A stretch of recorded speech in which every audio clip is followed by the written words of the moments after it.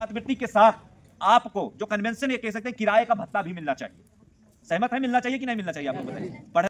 जो शिक्षा नीति जब हम गुलाम थे तब बनाई गई थी, उसी पाठन पाठन प्रक्रिया पे हम लोगों को पढ़ाया जा रहा है। क्या अब हम लोग गुलाम हैं? हमारी शिक्षा नीति में परिवर्तन होना चाहिए कि नहीं?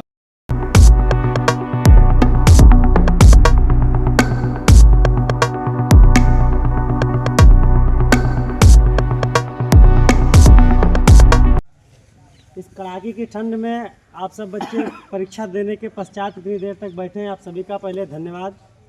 हमारे बीच में राष्ट्रीय छात्र पंचायत के राष्ट्रीय अध्यक्ष शिवम पांडे जी हैं। हम लोग जो बच्चों के बीच में जो भी समस्याएं आती हैं पढ़ाई से रिलेटेड, आप सभी जानते होंगे, हम लोग विश्वविद्यालय को लेकर के काफ़ी दिन तक धरना प्रदर्शन किए थे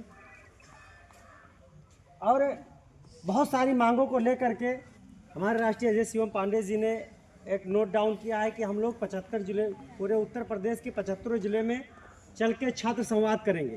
तो छात्र संवाद के माध्यम से आप सब, आपके जो भी विषय होंगे, आप सब आदरणीय राष्ट्रीय अध्यक्ष जी को बताएंगे। आपके सभी प्रश्नों का जवाब हमारे राष्ट्रीय अध्यक्ष जी देंगे। मैं अपनी वाणी को समाप्त करते हुए राष्ट्रीय अध्यक्ष जी को। ठंड है ना?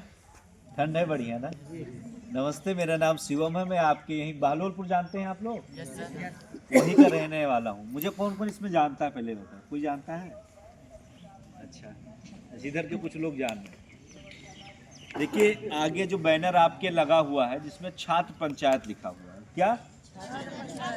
मैंने पूर्व में भी बताया कि संगठन सभी के, वकीलों का संगठन है कि नहीं है ना? किसानों का भी संगठन है कि नहीं है? IAS IPS है, उनका भी संगठन है। डॉक्टर इंजीनियर है, उनका भी संगठन है। अब हम लोग छात्र हैं जो भविष्य में चल के इस देश पे अपनी अपनी, मुझे लगता है, भूमिका का निर्वहन करेंगे। तो हमारा कोई संगठन होना चाहिए कि नहीं होना चाहिए? तो ये आप ही लोगों का संगठन है। तो इस राष्ट्रीय छात्र पंचायत किसका संगठन है? हमारा, आपका संगठन। आप सब छात्र हैं ना? इसमें क्या लिखा है? छात्र पंचायत, राष्ट्रीय छात्र पंचायत। तो ये आप ही का संगठन है। कुछ विषय थे, कुछ शैक्षिक समस्याएं थी, बहुत सारी शैक्षिक समस्याएं हैं। जैसे कि स्कॉलरशिप कितने लोगों को मिला था? कितने लोगों को नहीं मिला था स्कॉलरशिप, ये बताइए। कितने लोगों को स्कॉलरशिप नहीं मिला? छात्रवृत्ति कितने लोगों को नहीं मिला था? एक सेकंड, कितने लोगों को मिला था?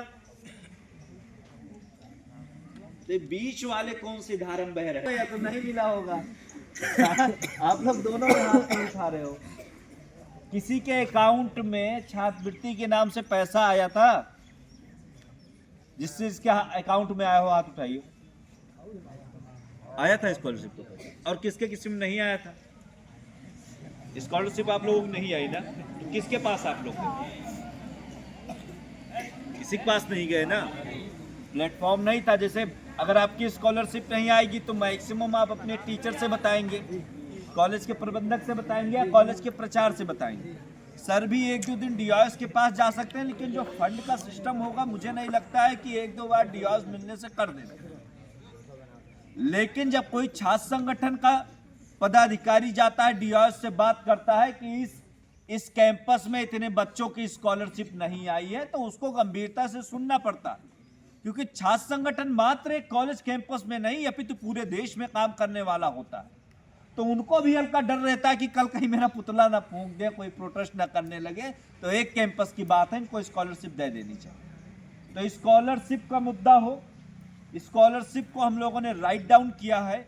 और स्कॉलरशिप के साथ साथ अभी जैसा कि सर से हमारा डिस्कस हो रहा था कि जब लोग इंटरमीडिएट पास करेंगे, या कोई अगर वैन से आ रहा होगा, या कोई साइकिल से आ रहे होंगे, या अदर कोई पब्लिक कन्वेंट से आ रहे होंगे, छात्रवृत्ति के साथ आपको जो कन्वेंशन ये कह सकते हैं किराए का भत्ता भी मिलना चाहिए।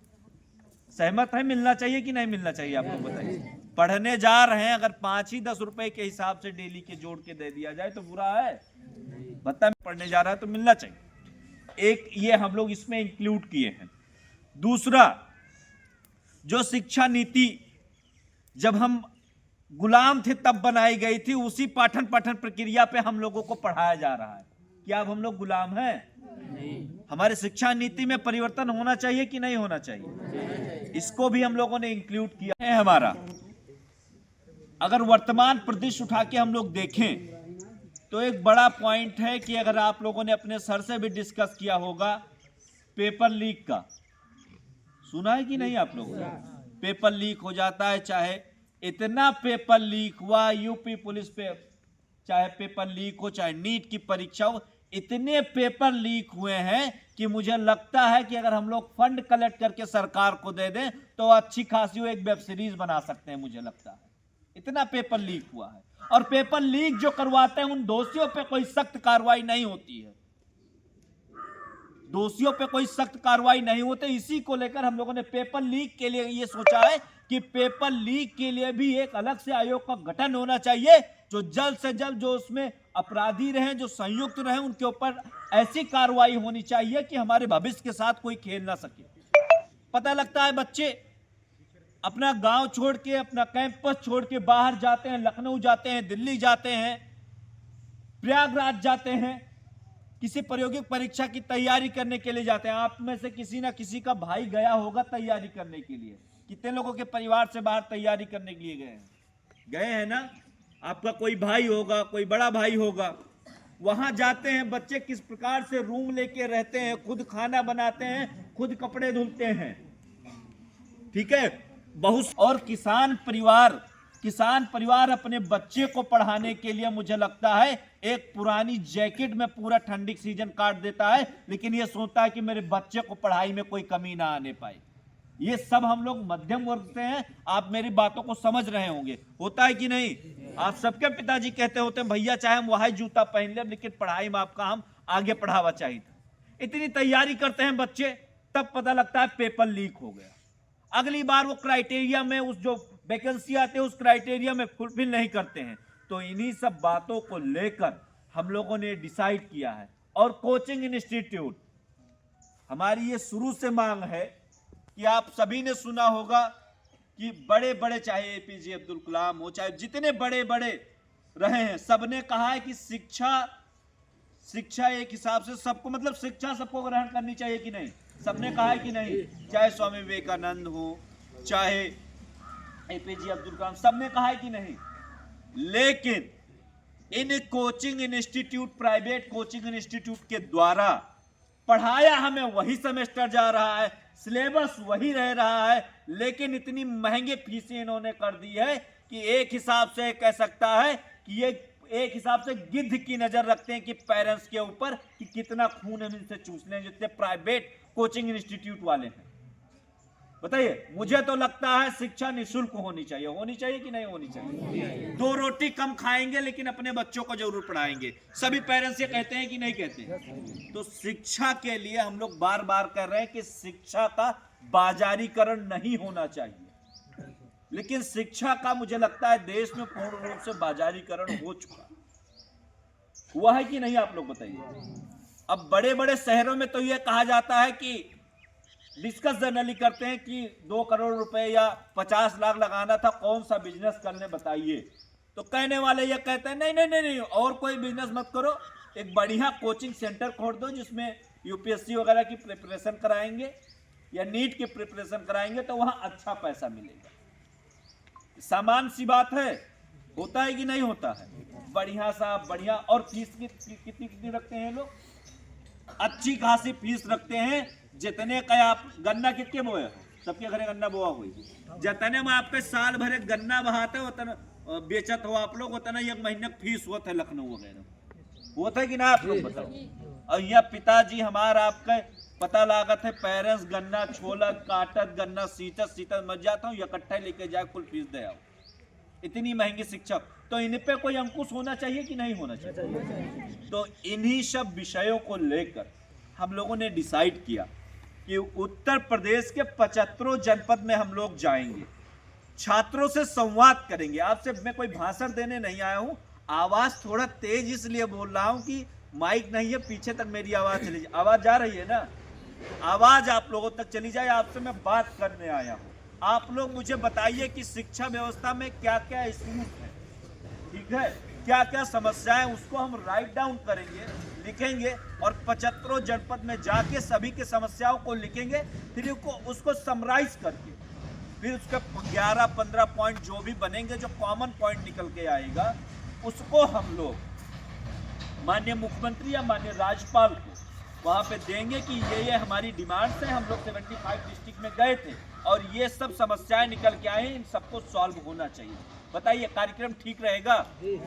तो ये हम लोग आपके लिए 75 जनपद में जाने वाले हैं और हम लोग मेनली डिस्ट्रिक्ट के लीडिंग कॉलेज कैंपस में जा रहे हैं। जैसे कि हम लोगों ने गोंडा से स्टार्ट किया, टॉमसन, LBS और सरयू इंटर कॉलेज।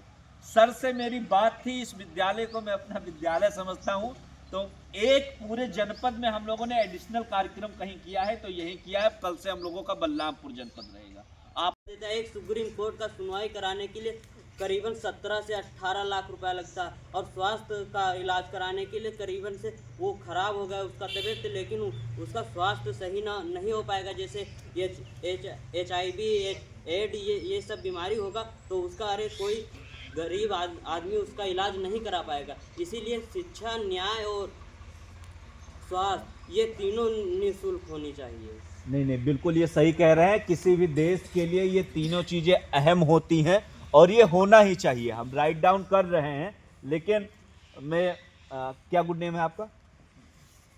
नाम क्या आपका? सर जयप्रकाश सोनकर। जयप्रकाश जी ने बहुत अच्छी बात कही, बट एक्चुअली अगर हम लोग स्वास्थ्य पे भी जाएंगे, जुडिशरी पे भी जाएंगे, तो हमारा जो क्षेत्र है वो काफ़ी वाइड हो जाएगा। आप लोग समझ रहे हैं? जैसे हम लोग शिक्षा को फोकस इसलिए कर रहे हैं, हम तीनों क्राइटेरिया में जाएंगे तो हमारा कार्यक्षेत्र काफ़ी लंबा हो जाएगा। सजेशन इनका बहुत अच्छा है, राइट डाउन कर लेना भैया शुभम जी। बहुत बढ़िया आपका सजेशन है, होना ही चाहिए। तीनों चीज़ें बहुत ही आवश्यक है। और रही बात जो आप 17-18 लाख फीस वाली करें, वो किसी वकील की फीस होगी मुझे जो लगता है। बाकी न्यायपालिका में इतने पैसे नहीं लगते, वकील लोग अपना फीस चार्ज करते हैं अलग से। हम सब पहले जो रफ खरीदते थे 5 रुपये में, आज वो रफ मुझे मिल रहा 15 और 20 रुपये में। उस पर जो 18% GST लगा है और जो 2 रुपये का पेन खरीदते थे वो आज 4 रुपये और 3 रुपये में मिल रहा। जो उसमें 18% GST है वो सरकार हटा दे तो कोई भी गरीब व्यक्ति अपने बच्चों को आसानी से शिक्षा भी दिलवा सकता है। मतलब जो आपके पढ़ने लिखने पे, कॉपी पेन पे, इस पे GST लगा है, इसको सरकार हटा ले, यही तो ठीक है। ये भी राइट डाउन हो गया। और देखिए, आप जो बात बताएंगे उसको लिख के हम लोग लखनऊ में बताएंगे।